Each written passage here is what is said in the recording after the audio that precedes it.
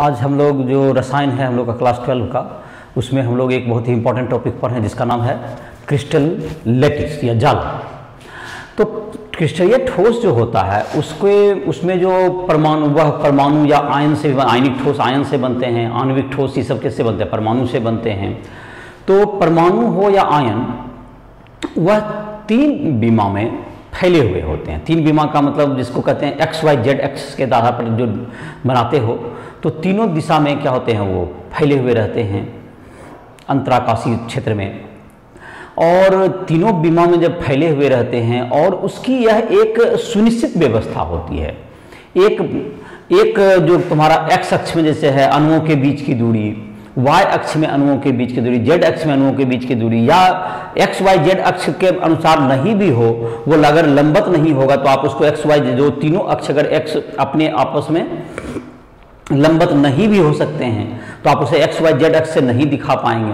इस प्रकार से जो भी हो, तीनों के बीच में एक कोण, तीनों तलों के बीच में तीन तल हो गए, तीन तल जो होंगे एक तीन विमा में, तीनों के बीच का कोण और तीनों के बीच में, तीनों में जो है एक परमाणु से दूसरे परमाणु या एक आयन से दूसरे आयनों के बीच की दूरी, ये सब बिल्कुल फिक्स होती है।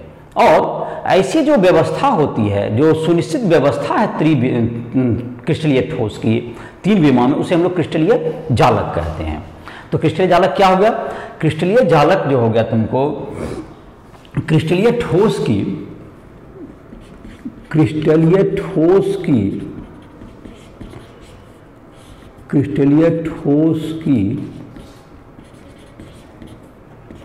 तीन विमाओं में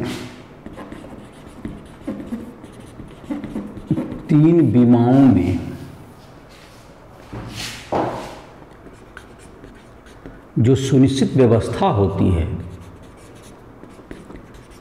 सुनिश्चित व्यवस्था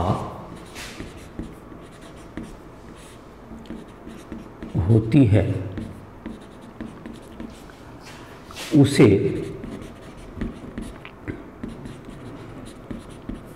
क्रिस्टल जालक,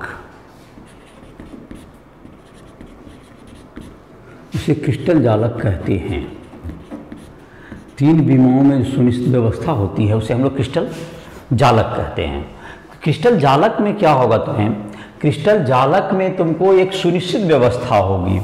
क्रिस्टल जालक में, जालक पे जहाँ जहाँ परमाणु या आयन स्थित होते हैं उसे एक बिंदु के रूप में हम लोग प्रदर्शित करते हैं। क्रिस्टल जालक में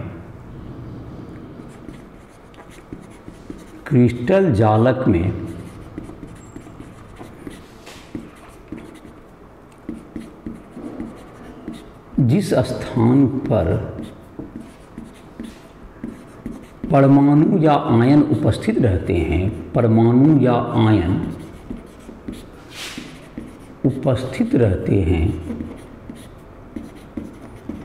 उपस्थित रहते हैं, उसे हम लोग, जिस स्थान पर परमाणु या आयन उपस्थित रहते हैं उसे एक बिंदु, डॉट जिसको कहते हैं, बिंदु, डॉट जो बिंदा देते हैं, इसे बिंदु से प्रदर्शित करते हैं,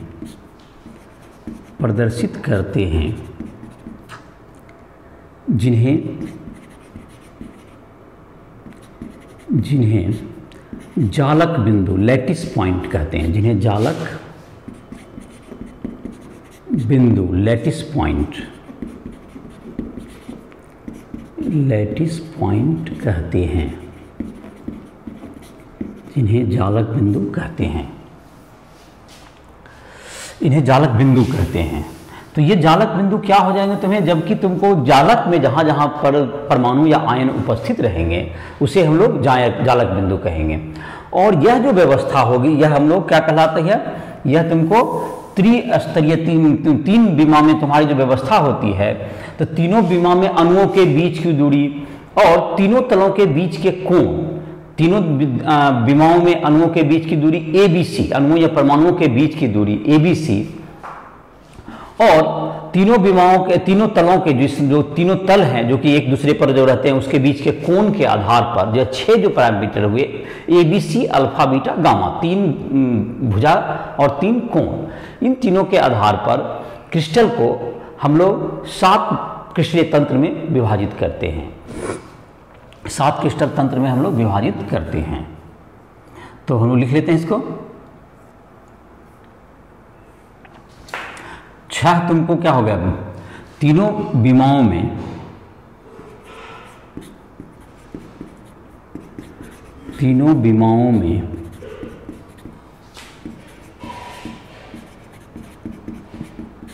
परमाणुओं या आयनों के बीच की दूरी, परमाणुओं या आयनों के बीच की दूरी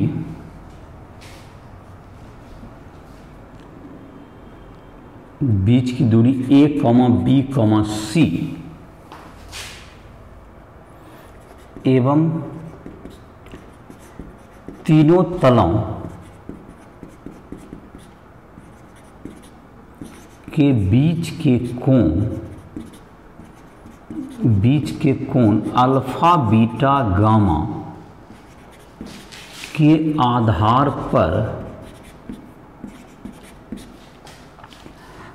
पर 7 क्रिस्टलीय तंत्र, 7 क्रिस्टलीय तंत्र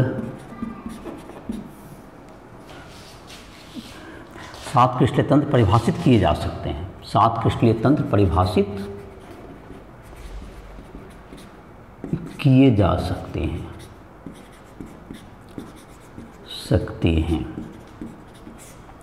जैसे कि तुमको जहां तक कि इसको समझने के लिए, जैसे घन होता है तो घनीय भी एक तरह का क्रिस्टलीय तंत्र है, क्रिस्टल सिस्टम, जिसमें कि हम लोग क्या होता है, जैसे कि घन में क्या होता है, तीनों भुजा बराबर होता है और ये जो तल है, जैसे जमीन है तुम्हारा, ये जो तुम्हारा एक तल हुआ, एक तुम्हारा ये दीवार हो गया एक तल, और अगर उस कोना को हम लोग अक्ष मूल बिंदु माने हैं तो एक उधर वाला दीवार हो गया, ये 3 तल हो गए। ये 3 तल और तीनों के बीच का तीनों अक्षों के अनुदिश, तीनों के अनुदिश क्या हो गया, एक तल में जो कि तुम्हारा इधर अणु के बीच की दूरी A, उधर B और ऊपर की तरफ मान लेते हैं एक लंबाई के अनुदिश, एक चौड़ाई, एक ऊंचाई, जैसे घन में अगर कहें तो एक तुमको हो गया X दिशा में, एक Y में, एक Z में, और इन तीनों के घन में जो तीनों कोण होता है वो 90 डिग्री होता है। लेकिन सभी जो क्रिस्टलीय तंत्र में ये जो कोण है वो आवश्यक नहीं कि क्या होंगे, 90 डिग्री ही होंगे। तो अल्फा बीटा गामा का मान या ABC में संबंध A बराबर B बराबर C, इसके आधार पर हम लोग क्रिस्टलीय तंत्र को 7 भागों में हम लोग विभाजित करते हैं। तो 7 भाग जो तुम्हारा है उसके आधार पर हम लोग इसका नाम याद कर सकते हैं, जिसमें क्रिस्टलीय तंत्र में कितने हो गए, 7 भाग हो गए, जिसमें कि तुमको 7 भाग में इसको विभाजित किया गया है। तो 7 का नाम तुम्हें मैं इसके अल्फा ABC के आधार पर लिख देते हैं। जैसे कि यहाँ पर चित्र बना सकते हो, तो तुम्हें जैसे कि हो जाएगा, इसमें जैसे तुम्हारा हो गया इधर हो गया तुम्हें और 3 तरफ हो गया तुम्हें, ये जो तुम्हारा हो गया, इसमें जो तुम्हारा यहाँ से जो मूल बिंदु से एक परमाणु से दूसरे परमाणु के बीच की दूरी, तो एक परमाणु से दूसरे परमाणु के बीच की दूरी यहाँ पर इसमें हम लोग ले लेंगे A, यहाँ से यहाँ तक एक परमाणु से दूसरे परमाणु के बीच की दूरी को हम लोग क्या ले लेंगे इसमें A। यहाँ पर एक परमाणु से दूसरे परमाणु के बीच की दूरी को हम लोग इसको इसके अनुदिश B ले लिए और इसमें ले लेते हैं इसके अनुदिश C हो जाएगा। और कोण जहाँ तक है ये अल्फा हो गया, ये बीटा हो गया और ये गामा हो गया। जैसे घन में ये 90 डिग्री हो जाता है। तो ये तुमको इसके आधार पर हम लोग क्या कर सकते हैं, इसको 7 भाग में इसको हम लोग विभाजित कर सकते हैं। तो 7 का नाम लिख देते हैं और उसके आधार पर धीरे धीरे व्यवस्था को हम लोग समझते जाएंगे। और क्रिस्टलीय व्यवस्था को समझना जाहिर है कि इस चैप्टर का तुमको काफ़ी महत्वपूर्ण भाग है और तभी तुमको आगे के चीज़ भी समझ में आएंगे। जो इस पर जो क्वेश्चंस वगैरह भी रहते हैं इस चैप्टर में, तो वो भी तुमको इसी पर आधारित है। तो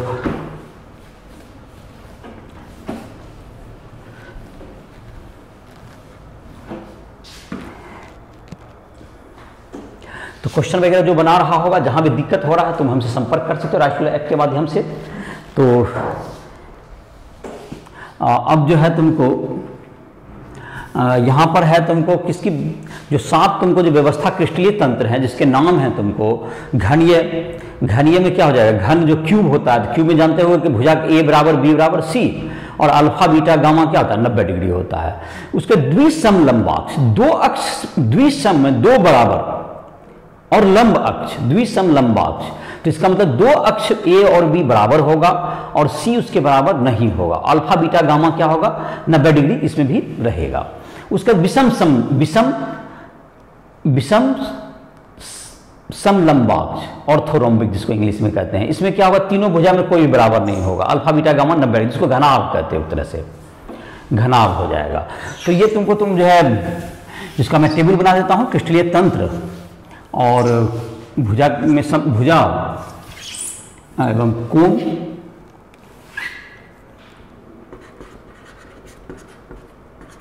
क्रिस्टलीय तंत्र,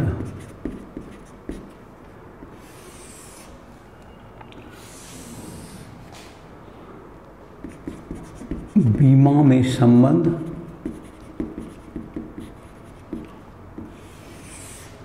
कोण में संबंध,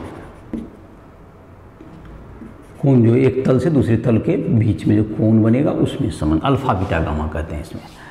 तो इसमें जो तुमको होगा, पहला जो तुम्हारा है जिसको हम लोग कह सकते हैं घनीय, पहला जो तुम्हारा बन गया जिसका नाम हो गया क्या चित्त में, घनीय।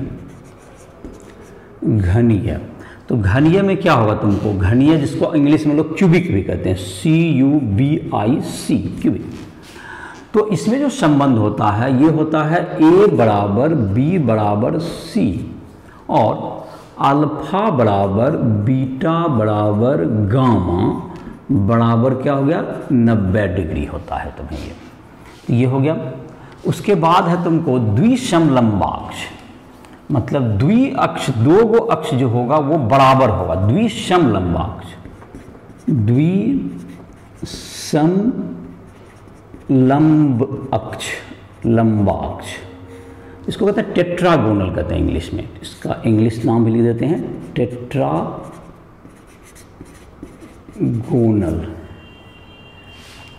इसमें 2 बराबर होगा, द्विसम मतलब 2 गो बराबर होगा, A बराबर B not equal to C, और जहां तक कि इसके जो है तुमको कोण की बात है तो ये तुमको अभी 90 डिग्री ही सब में रहेंगे, तीनों में, 3 तक रहेगा 90 ही रहेगा, ये तुमको हो गया 90 डिग्री। ये हो गया द्विसम लंबाक्ष, और एक हो गया अब हो गया विषम लंबाक्ष, विषम लंबाक्ष, विषम लंबाक्ष, अक्ष तो लंब रहेगा और लेकिन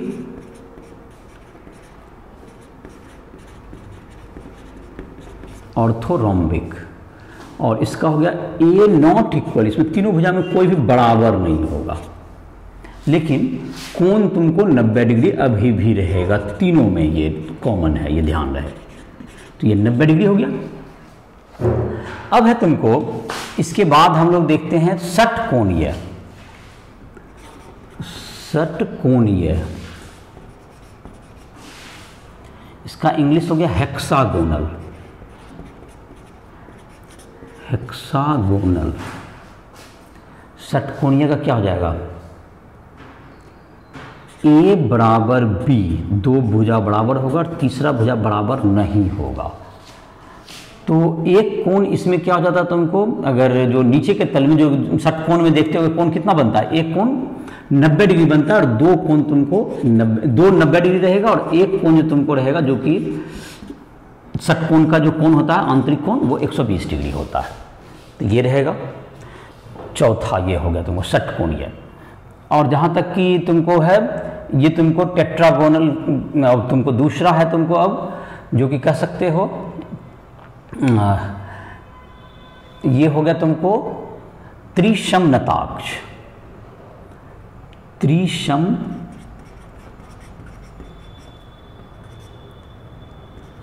नताक्ष, रोम्बोहेड्रल, CDRAL, रंबोहेड्रल।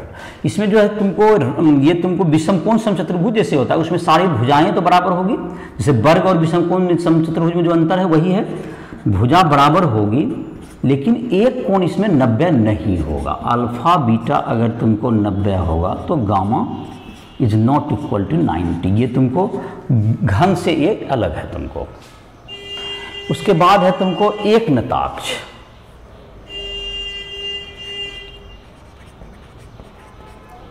एक नताक्ष मोनोक्लिनिक,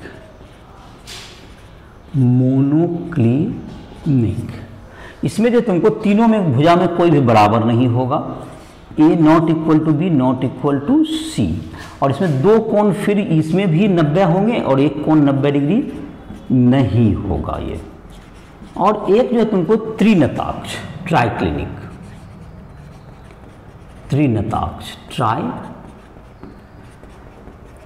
क्लिनिक।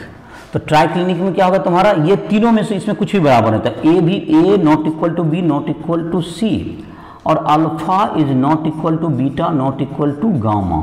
तो ये तीनों बराबर नहीं होगा। तो ये तुमको 7 क्रिस्टलीय तंत्र का मैंने बताया कि इसके आधार पर तुम इसको ध्यान रख सकते हो जहां तक संभव हो। तो ये तुमको हो गया क्यूबिक, जो हम लोग जो ज़्यादातर जो जिसपे डिटेल में पढ़ेंगे वो होगा घनीय क्रिस्टल के बारे में ज़्यादा पढ़ाई करेंगे हम लोग, जिसमें कि A बराबर B बराबर C, आगे के जितने भी डिटेल्स होंगे वो घनीय एकक कोष्ठिका घनीय के बारे में ही हम लोग ज़्यादा पढ़ेंगे। तो ये तुम्हारा टेबल याद कर सकते हैं, उसको फिर से एक बार बताते हैं। घनीय तुमको हो गया घनीय क्यूबिक, जिसका क्या होगा तुमको A तीनों भुजा बराबर और कोण 90 डिग्री, जो पहले से ही तुम जानते ही हो। द्विसमलंबाक्ष, नाम से ही देखो, द्विसमलंबाक्ष, दो अक्ष समलंब, द्विसम मतलब दो बराबर भुजा, और लंब अक्ष सब लंबत होगा, 90 डिग्री होगा। विषम लंबाक्ष, तीनों भुजा में विषम मतलब कोई भी बराबर नहीं, और लंब अक्ष होगा। तो ये तुम्हारा तीसरा हो गया। षटकोण तो जानते हो, षटकोण तो बनाया ही होगा। षटकोण में 6 जो कि षटकोण बनाते हो, तो षटकोण में 2 भुजा तो बराबर रहेगा ही AB, और एक कोण जो ऊपर वाला रहेगा वो बराबर नहीं रहेगा, और जो 2 90 डिग्री होगा, जो कि जैसे यहाँ पर षटकोण बनाएंगे तो एक इधर से खड़ा करेंगे, इधर खड़ा करेंगे, दोनों 90 डिग्री हो जाएगा तल। और जो तुमको जो तल में जो कोण बना षटकोण का जो भुजा कोण होता है वो 120 डिग्री होता है। तो ये षटकोणीय हो गया।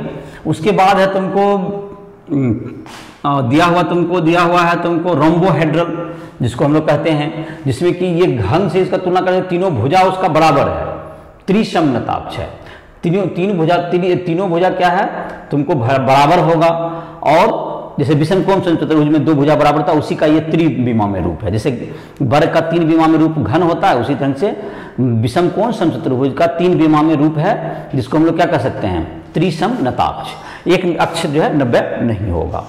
उसके बाद तुमको एक नताक्ष है, एक अक्ष झुका हुआ रहेगा और भुजा कोई भी बराबर नहीं होगा जब। और त्रिनताक्ष में तो तीनों मतलब क्या होगा, तीनों में कुछ 6 जो पैरामीटर है सब में कोई भी इक्वल नहीं होगा। तो इस प्रकार से इस टेबल को मैंने एक बार दोहरा दिया, अब तुम ध्यान रखने की कोशिश करोगे। अब है तुमको जो इसमें जो आगे बढ़ेंगे हम लोग, इसका जो फोटो वगैरह भी तुम्हारे बुक में भी दिया हुआ है, तीनों का 7 का क्रिस्टल सिस्टम का तुम किताब में चित्र भी देख सकते हो एनसीईआरटी बुक में। अब है तुमको इसमें बताएंगे हम लोग एकक कोष्ठिका एक स्टार्ट करते हैं।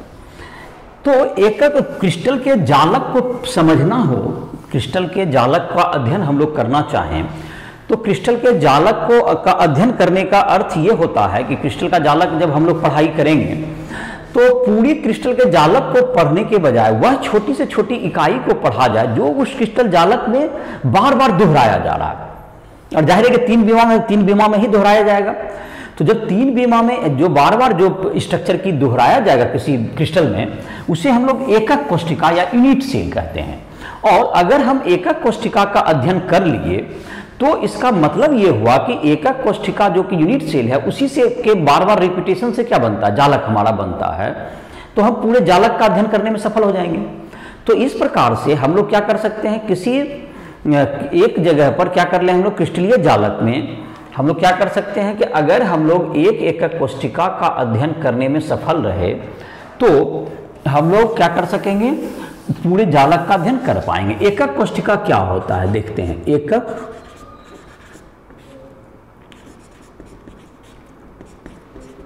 कोष्ठिका यूनिट सेल।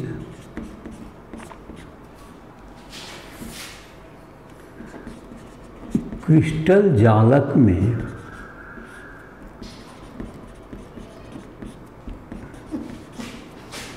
तीन बीमा में वह छोटी से छोटी व्यवस्था, वह छोटी से छोटी व्यवस्था जो अपने आप को दोहराती है, जो अपने आप को दोहराती है एकक कोष्ठिका कहलाती है। एकक कोष्ठिका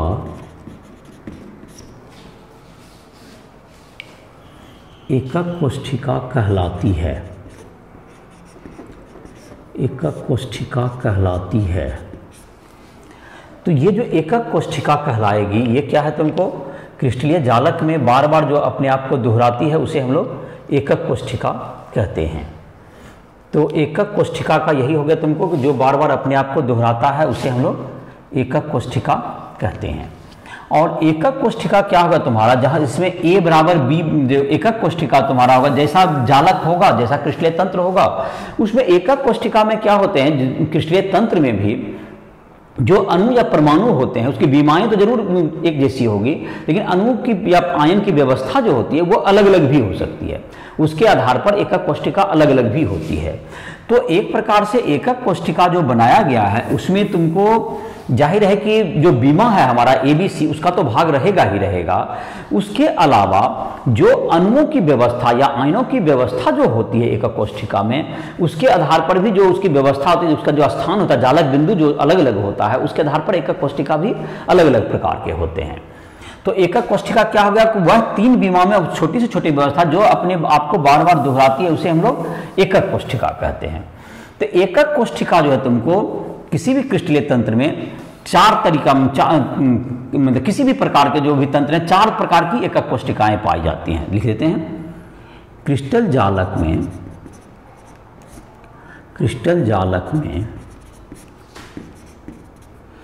चार प्रकार की एकक कोष्ठिकाएं प्राप्त होती है। एकक कोष्ठिकाएं प्राप्त होती है। जैसा कि तुमको देख सकते हो, जैसे कि चार प्रकार है, जैसे उसी में लिखते चले जाएंगे, और ये किसमें पाया जाता है वो भी लिख देंगे। जैसे कि A नंबर लिखते हैं, पहला हम लोग लिखते हैं जो कि सभी तुम क्रिस्टलीय तंत्र में पाया जाता है, जिसको आद्य एकक कोष्ठिका,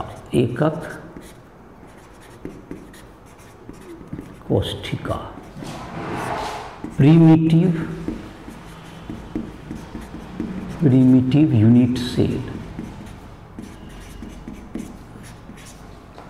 आद्य एकक कोष्ठिका। क्रिस्टलीय तंत्र के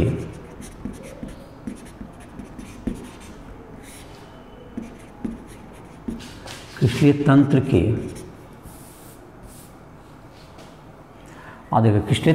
किसी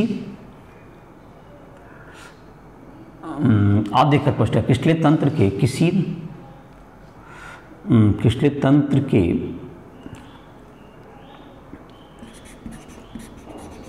सभी 8 कोनों पर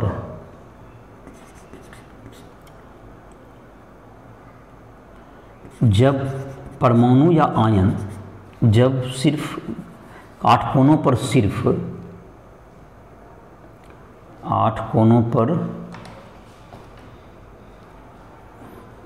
जब परमाणु या आयन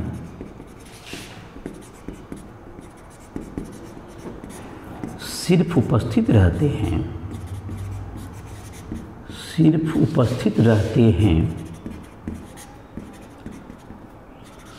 उसे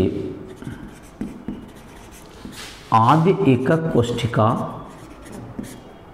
कहते हैं, उसे आद्य एकक कोष्ठिका कहते हैं। यह सातों क्रिस्टलीय तंत्र में उपस्थित रहता है। यह सातों क्रिस्टलीय तंत्र में पाया जाता है। क्रिस्टलीय तंत्र में, यह सातों क्रिस्टलीय तंत्र में पाया जाता है। यह सातों क्रिस्टलीय तंत्र में पाया जाता है। ऐसी व्यवस्था सभी में पाई जाती है। जैसे तुमको है सातों का मतलब हो गया तुमको घनीय में भी पाया जाएगा। घनीय के बाद क्या होगा तुम्हारा, ये जो तुम्हारा है घनीय हो गया, या तुम्हारा जितना भी सातों जो अभी नाम लिखे थे, सातों में ही ऐसी व्यवस्था पाई जाती है कि कोना पर जो आठों परमाणु है, जैसे तुम अपने रूम में जिस रूम में भी बैठे हुए हो उसमें देखोगे तुम अपना घन है तुम्हारा, तो 4 कोना नीचे हो गया, 4 कोना होता है, और 4 कोना ऊपर है, दैट इज 8 कोना हो गया। अगर इसी में सभी कोना पर रहे तो तुम्हारा क्या हो गया, ये तुमको एक आद्य कोष्ठिका आद्य होगी। लेकिन इसके अलावा और भी अलग जगह हो जाए तो वो क्या कहलाती है, तब वह आद्य नहीं होगा। तो यह आद्य जो क्रिस्टल सिस्टम वो सबों में पाया जाता है। दूसरा है तुमको आद्य एकक कोष्ठिका के बाद परमाणु का तुमको 8 कोना में सिर्फ मात्र पाया जाएगा। दूसरा है तुमको फलक केंद्रित, फलक केंद्रित एकक कोष्ठिका।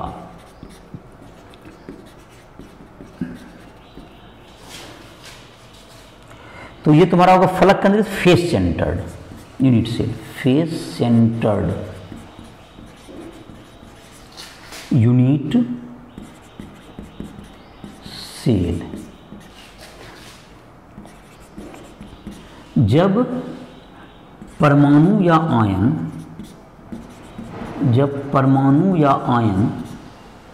एकक कोष्ठिका के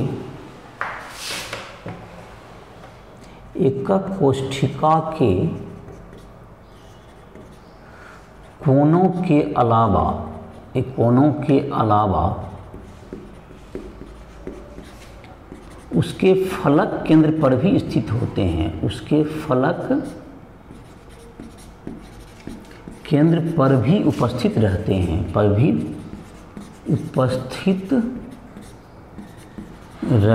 हैं, तो ऐसी व्यवस्था फलक केंद्रित एकक कोष्ठिका कहलाती है। एकक कोष्ठिका कहलाती है। तो फलक केंद्र का मतलब हो गया, देखो जैसे कि तुम्हारा है, जो तुम्हारा हो गया कहते हैं ये जो 8 कोना हो गया, जैसे घन में तुम्हारा कितना 8 कोना और 6 फलक होते हैं, 6 पृष्ठ। तुमको जैसे कि इस रूम में बैठे हो, एक तुमको जमीन हो गया, एक छत है और 4 दीवार हो गया, सब फलक हैं। इस फलक के केंद्र पर, मतलब कि इस रूम के जो जमीन है तुमको जमीन के केंद्र पर, छत पे उसके आमने सामने, फिर ये चारों दीवार में यहाँ पर और उसके अपोजिट पर, फिर उधर दीवार में, फिर इधर। तो ये तुमको क्या हो गया, इधर सबके केंद्र पर अगर होगा तो ये 6 फलक के केंद्र पर परमाणु होने चाहिए। और अगर कहाँ रहे, इसके अलावा कोना पर तो रहे ही रहे, कोना के अलावा कहाँ पर है, फलक केंद्र पर। कोना में सब में रहना है। तो ऐसी जो व्यवस्था होती है तुमको, यह जो फलक केंद्रित सिर्फ 2 में पाया जाता है। एक तुमको फलक केंद्रित एकक कोष्ठिका, फलक केंद्रित एकक कोष्ठिका पर केंद्रित एकक कोष्ठिका घनीय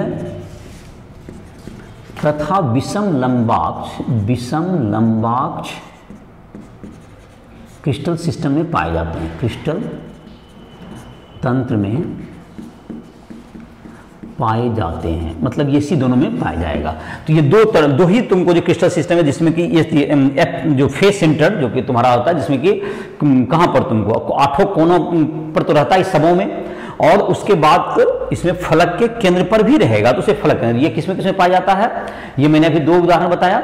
2 किसमें पाया गया, 2 हो गया तुमको, एक तुमको पाया गया है जो कि घन में होगा, और एक ऑर्थोरोम्बिक जिसको कहते हैं, एक जिसको हम लोग विषम लंबाक्ष भी हिंदी में कहते हैं, उसमें पाया जाएगा, जिसमें कि तीनों भुजाएं एक बराबर होती है, एक बराबर तीनों भुजा में कोई बराबर नहीं होता, उन दोनों में पाया जाएगा।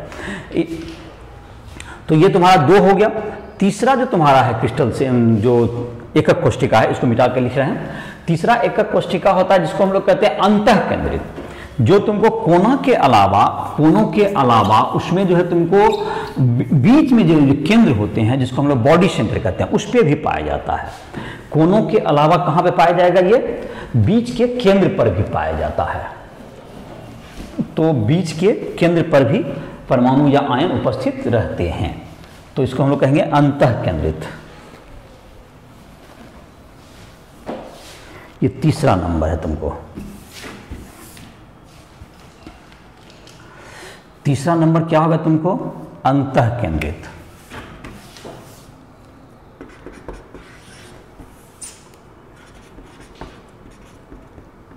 अंतः केंद्रित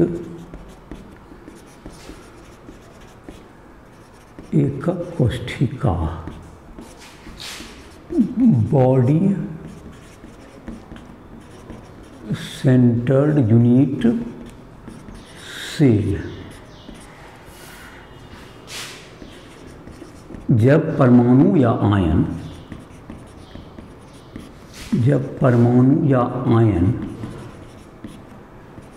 कोनों के अलावा, कोना पर तो रहना ही सब में, 8 कोना पर, कोनों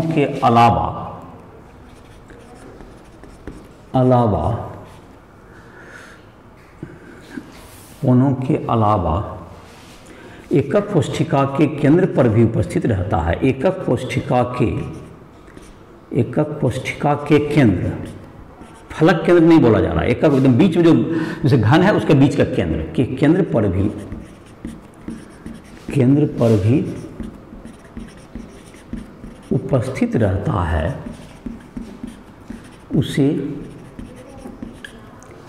उसे अंतः केंद्रित एकक कोष्ठिका कहते हैं। एकक कोष्ठिका कहते हैं अंतः केंद्रित। तो इसमें तुमको कहाँ हो गया? कोना पर तो रहेगा ही, एक बीच में, एकदम बीच में, घन के बीच में, और फलक केंद्र तो फलक छोइयो फलक के केंद्र पर होता था, और ये एकदम बीच में जो केंद्र होता है किसी क्रिस्टल तंत्र का, उसके बीच में पाया जाएगा अगर परमाणु, तो वह कहलाएगा अंतः केंद्रित। तो अंतः केंद्रित में तुम्हारा कहाँ हो गया? ये किसमें पाया जाता है? यह तुमको 3 में होता है, घनीय,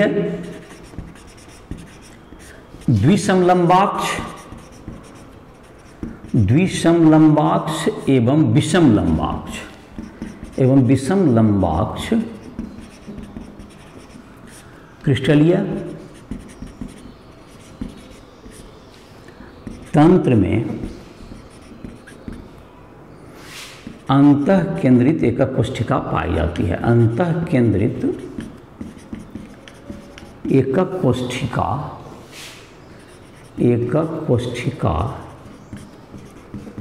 पाई जाती है। एकक कोष्ठिका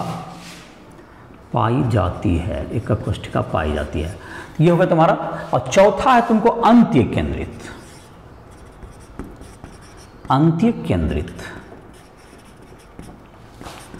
एकक कोष्ठिका, इंड सेंटर्ड यूनिट सेल। तो इसमें है तुमको जैसे फलक जैसे था 6 फलक है, तो इसमें तुमको कोना के अलावा इस एकक कोष्ठिका में परमाणु या आयन कोनों के अलावा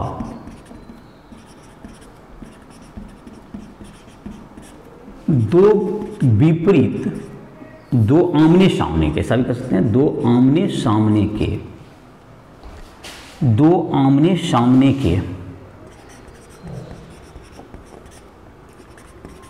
फलक केंद्र पर भी स्थित हो, फलक केंद्र पर भी उपस्थित रहें, तो एकक कोष्ठिका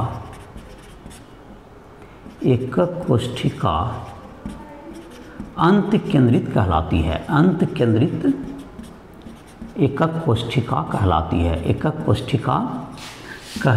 है। तो ये तुम्हारा हो गया अंत केंद्रित। कैसे कहलाएगा ये तुमको, जबकि क्या है, दो अपोजिट मतलब आमने सामने पर और 4 खाली होगा। फलक केंद्र में 6 पर होता था, इसमें 2 पर होगा, बाकी 4 खाली होंगे। तो ये क्या कहलाएगा, अंत केंद्रित। 2 ही अपोजिट आमने सामने पर है, तो ये तुम्हारा अंत केंद्रित होगा। अब है तुमको यह किसमें किसमें पाया जाता है, यह तुमको घनीय में नहीं पाया जाता, ध्यान रहे। विषम विषम विषम लंबाक्ष, विषम लंबाक्ष ऑर्थोरम्बिक, ये इसमें देखो चारों में ये है, विषम लंबाक्ष एवं एकनताक्ष मोनोक्लिनिक। क्रिस्टलीय तंत्र में अंत केंद्रित एकक कोष्ठिका होती है। अंत केंद्रित एकक कोष्ठिका रहती है, उपस्थित रहती है। तो इस प्रकार से कुल मिलाकर के देखें तो कुल कितने तरह के जालक हुए। एक तुमको देखो, जैसे कि 4 तो हो गया, जो कि अगर ये गिनती करें तो तुमको 7 में क्या था, आद्य सब में पाया जाता है। तो इस प्रकार से जो 7 तुमको 4 हो गया जो कि आद्य सभी में पाया गया। और उसके बाद तो हमने देखा कि फलक केंद्रित में 2 था तुमको, तो 7 2 9 तरह का हो गया। 7 क्रिस्टल सिस्टम में आद्य पाया गया तो 7 तरह का व्यवस्था हो गया, लेटिस हो गया। उसके बाद 2 था तुम्हारा किसमें, 2 था तुमको फलक केंद्रित में, 7 2 9 हो गया। 3 था तुमको किसमें, अंतः केंद्रित में, तो 9 3 12 हो गया। और 2 था तुमको अंत केंद्रित में, तो 12 2 14 हो गया। इस प्रकार से कुल मिलाकर के 14 प्रकार के क्रिस्टलीय जालक में, क्रिस्टलीय ठोस में 14 प्रकार के जालक पाए जाते हैं, जिसे हम लोग ब्रेविस लेटिस भी कहते हैं, ब्रेविस जालक भी कहते हैं। ब्रेविस लेटिस, ब्रेविस जालक,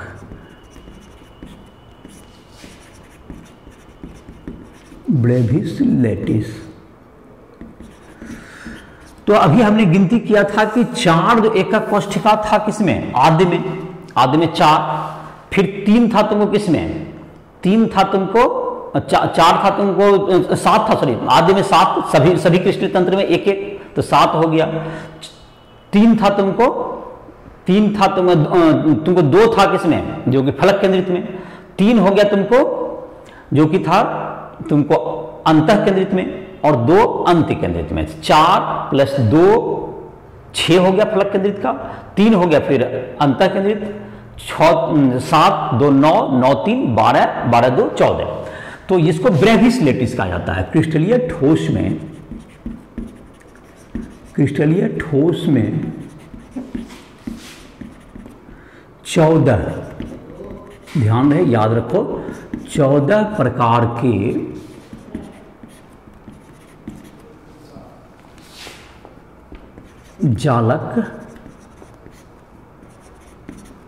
जालक मिलते हैं, जिसे ब्रेविस जालक कहते हैं। ये 14 का नाम भी तुमने देख लिया, 7 सबका नाम भी हो गया। तो इस प्रकार से इस लेक्चर को समाप्त कर रहे हैं, और इसके बाद हम लोग आगे का जो है क्रिस्टल जालक संबंधित और भी जो बातें हैं जो कि अगले लेक्चर में हम लोग करेंगे। तो इसी तरह इस लेक्चर को समाप्त कर रहे हैं। तो तुम लोग जो है, जो भी तुमको दिक्कत होता है, किसी भी चीज़ को पूछना हो, कोई भी क्वेश्चन नहीं बन रहा हो, कोई भी कॉन्सेप्ट जाहिर समझने में दिक्कत हो, राइफल ऐप के माध्यम से हमसे संपर्क कर सकते हो। राइफल ऐप को प्ले स्टोर से डाउनलोड कर सकते हो। तो इसी के साथ इस लेक्चर को समाप्त कर रहे हैं।